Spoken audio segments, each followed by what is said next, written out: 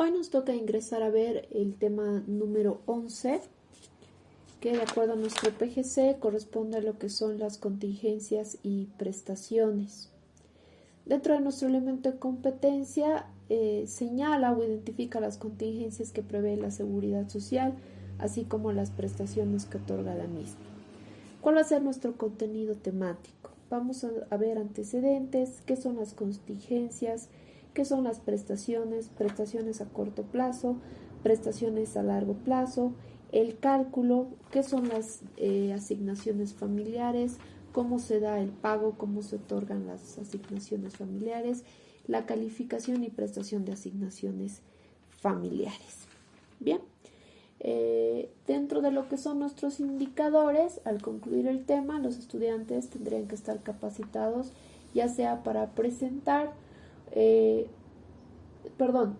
estarían capacitados para realizar un cálculo de prestaciones con análisis crítico al finalizar el tema. Habiendo señalado esto, vamos a entrar a establecer algunos antecedentes sobre el tema que nos corresponde el día de hoy. Como ya habíamos adelantado en el tema anterior, dentro de los sistemas de la seguridad social en nuestro país vamos a tener la seguridad social a corto plazo y la seguridad social a largo plazo. Estos específicamente han nacido a la vida de derecho en el Estado, en lo que era antes la República de Bolivia, el 4 de diciembre de 1956, a través de lo que fue la promulgación del Código de Seguridad Social, ¿no? Y lógicamente dentro de el sistema de estructura de la promulgación de este código se estableció una estructura de principios, ¿no?, que estaban relacionados a lo que era la solidaridad, universalidad, eficiencia. Y en el marco de esto, en relación también a lo que son los derechos de índole laboral, es que se establece un derecho de seguridad social para los trabajadores asalariados de nuestro país, ¿no? Entonces, sobre la base de esta nueva normativa, que todavía está vigente con algunas modificaciones y reglamentaciones, es que se empieza a hablar de lo que son las contingencias y lo que son las prestaciones. Cuando hablamos de contingencias, tenemos que entender a estas como todos aquellos acontecimientos que son propios a la vida humana de cualquier orden causal y que van a demandar una protección y también una atención inmediata, en virtud de que van a significar posiblemente una pérdida o una disminución de ingresos, o en un caso específico pueden requerir, según el caso, de mayores sumas para tratar y superarlas adecuadamente. Dentro de lo que son las contingencias vamos a encontrar estas tanto en la seguridad a corto plazo como en la seguridad a largo plazo. Dentro de lo que es la seguridad a corto plazo vamos a encontrar entre las contingencias lo que es la enfermedad, la maternidad y el riesgo profesional. En lo que es el seguro a largo plazo vamos a encontrar lo que es la invalidez, la vejez y lo que es el fallecimiento o también llamado muerte, ¿no? Estas serían las contingencias que se están reconociendo dentro de nuestro ordenamiento jurídico. En cuanto a lo que refiere a las prestaciones, se van a entender a estas como aquellos derechos o beneficios de carácter patrimonial que se pueden otorgar ya sea en especie o servicio y que están destinadas a un subvenir a una situación o una necesidad que puede suceder ya sea al asegurado o a su familia, ¿no? Entonces, cuando estamos hablando de carácter patrimonial, de este tipo de beneficios o derechos, nos vamos a referir a prestaciones en dinero, ¿no? Dentro de estas prestaciones en dinero, ¿qué vamos a tener? Vamos a tener el subsidio, vamos a tener la pensión y vamos a tener lo que es la indemnización. Por otro lado, cuando estamos hablando de prestaciones en especie, vamos a encontrar que dentro de estas están los medicamentos, los alimentos y todo lo relacionado a aparatos ortopédicos. Y por último, entre las prestaciones que sería relacionado a un servicio, vamos a tener lo que son las prestaciones médicas, es decir, las atenciones médicas, y también todo lo que es rehabilitación, ¿no? Esto puede ser relacionado a ciertos procedimientos, tratamientos que van a permitir la rehabilitación del asegurado o algún miembro de su familia en consecuencia de alguna de las contingencias. Por ejemplo, en la rehabilitación podemos tener atención de lo que son todo lo que es fisioterapia, trabajo de gimnasia, ejercicios y otros que pueden estar destinados, por ejemplo, a la rehabilitación de una determinada lesión, ¿no? Entonces, dentro de lo que son estas contingencias y prestaciones, hemos podido determinar que estas se van a dar tanto en la seguridad a corto plazo como en la seguridad a largo plazo. Entonces, cuando estamos hablando de los seguros que se van a dar en el seguro a corto plazo, tenemos que entender que son aquellos seguros que van a gestionar contingencias inmediatas que se pueden dar en la vida o en el trabajo. Es decir, de estas contingencias van a nacer derecho a recibir una atención médica que lógicamente sea indispensable para la curación o para la rehabilitación del asegurado o miembros de su familia. Les reitero, vamos a tener entre estas lo que es la enfermedad común, la maternidad, riesgos profesionales, que dentro de este puede estar el accidente de trabajo o la enfermedad profesional, y que de acuerdo a la normativa van a tener un soporte financiero, es decir, un aporte patronal del 10% sobre el ingreso mensual de cada trabajador, ¿no? En el seguro a corto plazo va a tener una intervención importante lo que son las cajas nacionales de salud o las gestoras de salud.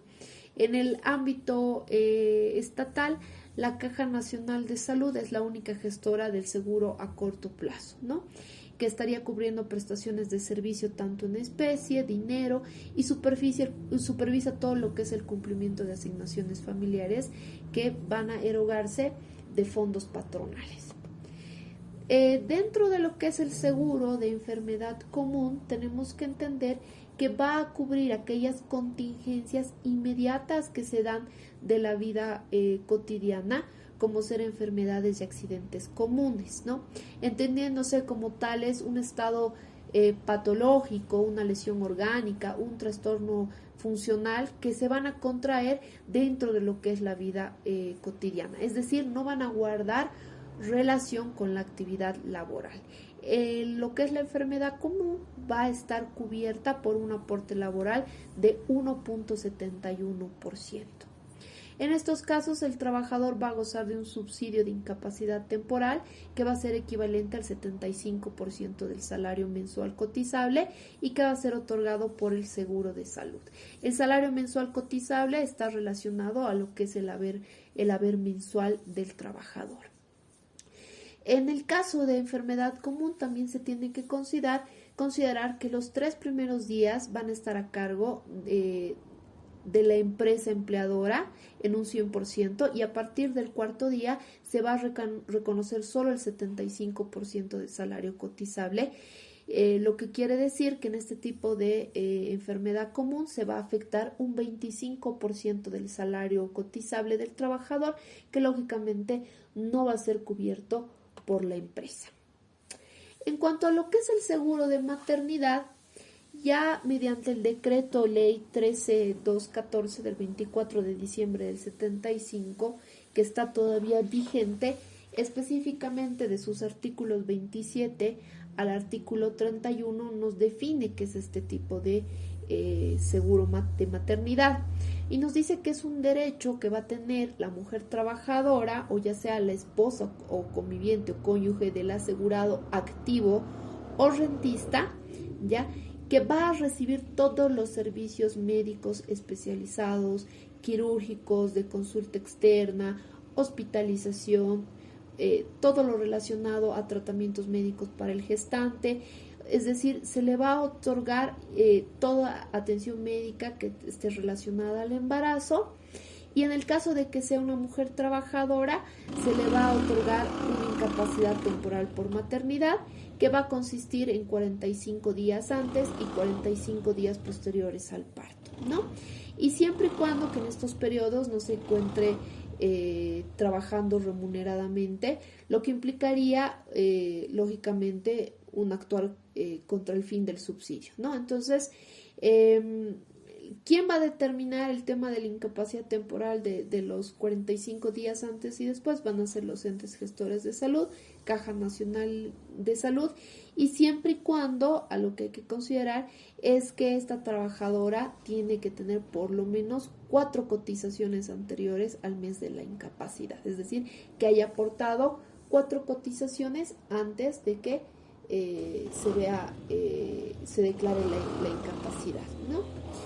Asimismo, sobre este seguro de maternidad, posteriormente se ha reglamentado mediante el Decreto Supremo 20.991 del 1 de agosto del 85, que ha referido que la madre trabajadora gestante, ¿no?, va a gozar, además de esa incapacidad temporal por maternidad, un subsidio que va a ser equivalente al 90% de su salario cotizable mensual, es decir, mes anterior a la fecha de inicio de incapacidad temporal, ¿no? Y durante un lapso de 45 días antes y después del parto. El 10% restante de este 90% que es del salario cotizable corre a cuenta del empleador, de acuerdo al artículo 89 de la Ley General del Trabajo. En caso de que exista incapacidad parcial o temporal a una indemnización, que va a ser igual al salario íntegro del tiempo que dure la incapacidad y siempre que no exceda los 6 meses, se debe tomar como mes cotizable el mes anterior a la baja de la trabajadora, ¿no? Entonces, lógicamente se tiene que tomar en cuenta que el salario cotizable no puede disminuirse por más de que el periodo postparto pueda llegar a ampliarse, ¿no? Entonces, esos son los aspectos que se van a aplicar en materia de seguro de maternidad. En relación a lo que es el seguro por riesgos profesionales, este va a cubrir todas aquellas contingencias de trabajo o que son consecuencia del mismo. Es decir, va a cubrir lo que es el accidente de trabajo, la enfermedad profesional, y estas van a estar financiadas por el aporte patronal del 1.71%, ¿no? Lógicamente, esto está relacionado a que va a iniciar este aporte patronal desde que el trabajador ya tiene su primer día laboral, ¿no? Y esto se va a considerar desde el día 1 del accidente o del reconocimiento de la enfermedad profesional. Este tipo de riesgo profesional va a permitir otorgar el derecho a una baja médica de 26 semanas, y esto es de acuerdo a la incapacidad temporal, y que incluso se puede prorrogar hasta otras 26 semanas, pero siempre y cuando hay un dictamen que determine si existe la necesidad de otorgar esa baja médica, ¿no? Caso contrario, si existe la recuperación total, no se va a aplicar esta baja de las 26 semanas, ¿no? Este tipo de prestaciones van a cesar si el trabajador recupera su salud o si es declarado incapacitado parcial o total permanente por el médico tratante, ¿no? Y ahí ya la figura cambia de acuerdo a la prestación que aplicaría. En el caso de accidente de trabajo, de acuerdo a lo establecido por el artículo 81 de la Ley General del Trabajo y el artículo 27 del Código de Seguridad Social, se va a entender por accidente de trabajo a toda lesión orgánica o trastorno funcional que sean producidos por acción súbita o violenta de una causa externa con ocasión o consecuencia del trabajo y que origina la disminución o pérdida de la capacidad de trabajo, ¿no? Y que también va a estar disminuyendo la capacidad de ganancias, o que incluso puede generar hasta el fallecimiento del trabajador, ¿no? Entonces, cuando estemos hablando de accidente de trabajo, tenemos que entender que este se va a dar en el lugar de prestación del servicio, es decir, en el lugar de trabajo, cumpliendo sus funciones dentro de lo que son sus funciones laborales, ¿no? Entonces, ahí estaríamos hablando de lo que es un accidente de trabajo. Dentro de los accidentes de trabajo también vamos a encontrar lo que son los accidentes itinere, ¿ya? Y son aquellos que se van a producir efectivamente fuera de las instalaciones del lugar del trabajo, pero se generan en el trayecto de lo que es el trabajador transportándose al lugar de trabajo o del trabajador saliendo del lugar de trabajo transportándose a su hogar. Les doy un ejemplo, que está el trabajador en su vehículo saliendo del trabajo y tiene un accidente y resulta que sale herido en consecuencia de este accidente. Estos accidentes son considerados los accidentes itinere, se escribe I-T-I-N-E-R-E, y este tipo de accidentes están considerados dentro de lo que es el accidente de trabajo, por lo tanto van a ser alcanzados por los porcentajes y las prestaciones que nacen en relación a este tipo de accidentes de trabajo.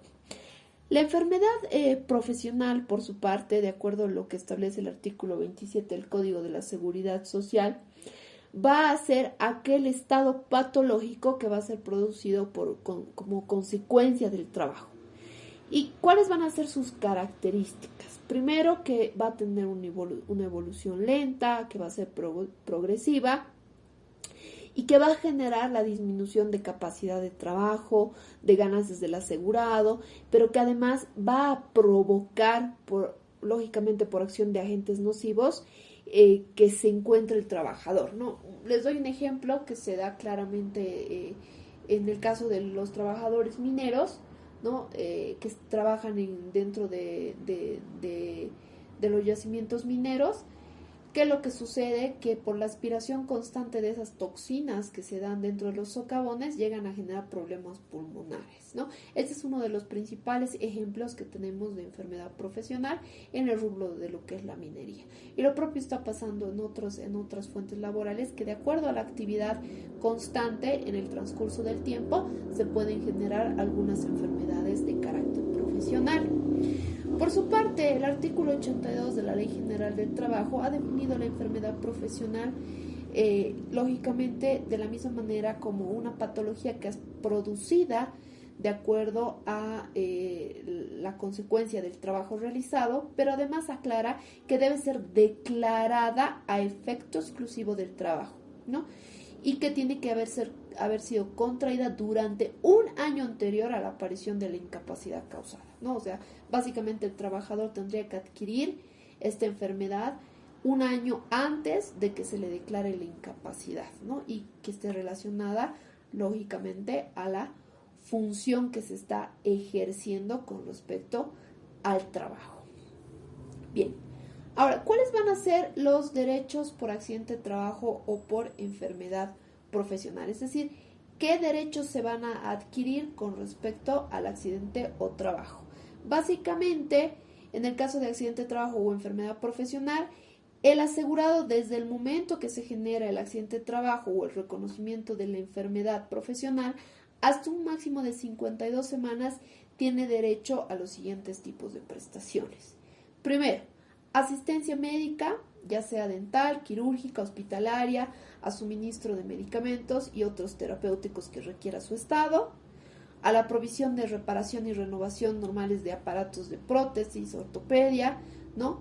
Siempre y cuando se estime necesario su uso en relación a una lesión, y lo que es el tratamiento adecuado para su recuperación, readaptación o rehabilitación de índole profesional, ¿no? Básicamente esas serían las prestaciones que se están adquiriendo en relación a lo que es el accidente de trabajo o lo que es el tema de la enfermedad profesional, ¿no? Entonces, básicamente, esa sería las prestaciones que se estarían adquiriendo en los casos de ambas. Ahora, ¿cuáles van a ser ¿cuál va a ser el cálculo para las prestaciones en dinero, ¿no? En el caso de enfermedad común o enfermedad profesional, como lo habíamos señalado antes, va a ser el 75% del total ganado y van a ser 30 los días de baja. En el caso de maternidad o accidente de trabajo va a ser el 90% del total ganado y 30 los días de baja, ¿no? Básicamente esa sería la fórmula de cálculo en el caso de prestaciones en dinero, tanto por enfermedad, accidente de trabajo o maternidad. Ahora, ¿cuáles van a ser las asignaciones familiares? De acuerdo al Decreto Supremo 21637, conforme su artículo 25, se han reconocido prestaciones de régimen de asignaciones familiares que tienen que ser debidamente pagadas directamente por los empleadores, ya sea del sector público o del sector privado. Entre estas asignaciones, ¿cuáles vamos a tener? Vamos a tener el subsidio prenatal, vamos a tener el subsidio de natalidad, vamos a tener lo que es el subsidio de lactancia y vamos a tener lo que es el subsidio de sepelio. En lo que refiere el subsidio prenatal, este va a consistir en la entrega a la madre gestante o al asegurado o a la beneficiaria o al beneficiario, si es su cónyuge, de un pago mensual en dinero o especie que va a equivaler a un salario mínimo nacional, y este se va a pagar durante los 5 últimos meses del embarazo, independientemente del subsidio de incapacidad temporal por maternidad, ¿no? Eso sería básicamente el subsidio prenatal. Lo que es el subsidio de natalidad, este se da por nacimiento de cada hijo y es un pago único a la madre que va a equivaler a un salario mínimo nacional, ¿no? Entonces, básicamente eso es a lo que se estaría refiriendo tanto el subsidio prenatal como el de natalidad. Por otra parte, lo que es el subsidio de lactancia va a consistir en la entrega a la madre de productos lácteos y otros equivalentes a un salario mínimo nacional por cada hijo durante sus primeros 12 meses de vida, es decir, hasta que cumple el año va a recibir este subsidio de lactancia. Y el subsidio de sepelio se da por el fallecimiento de cada hijo calificado como beneficiario menor de 19 años y va a consistir en un pago único a la madre equivalente a un salario mínimo nacional. Las cajas nacionales de salud van a ser las encargadas de velar por el cumplimiento del pago de estas prestaciones, ¿no? Van a tener esa competencia. Algunos aspectos que también hay que aclarar con respecto al subsidio prenatal es que lógicamente va a ser entrega a las beneficiarias de esa asignación mensual de productos alimenticios, ¿ya? Y dentro de esto vamos a encontrar lo que es el subsidio universal prenatal por la vida, ya que es un beneficio que se está dando a las mujeres gestantes que no cuenten con seguro de salud, que es otorgado a partir del 5º mes de embarazo hasta el 9º mes de la madre gestante, con la finalidad de la mejora de salud y reducir la mortalidad neonatal. ¿Y en qué está consistiendo y qué contiene este subsidio que se está dando a las madres no aseguradas?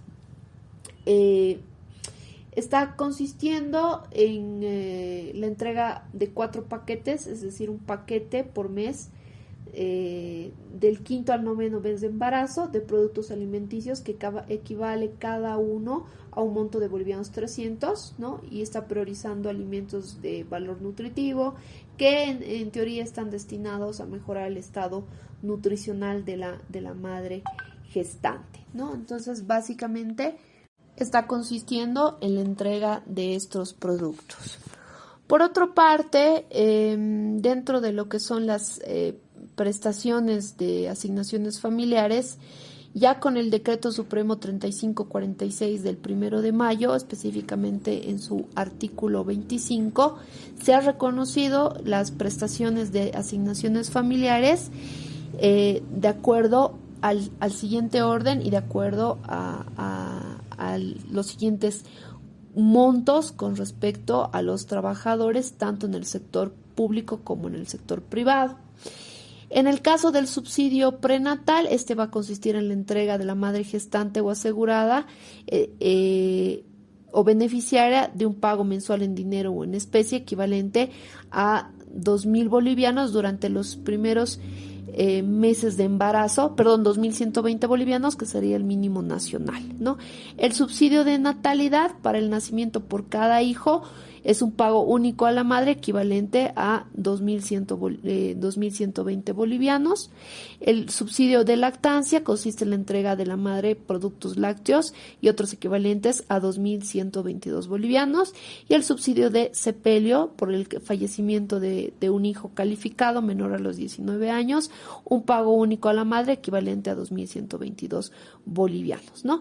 Este decreto supremo ha establecido que el Ministerio de Salud, mediante instancias que correspondas, es el encargado de hacer valer estas prestaciones. Este decreto supremo ha reglamentado lo anteriormente regulado con respecto a estas prestaciones y básicamente se ha mantenido el tema de el pago en relación al salario mínimo nacional actualizado. Bien, básicamente eso sería lo que nos corresponde tocar el día de hoy.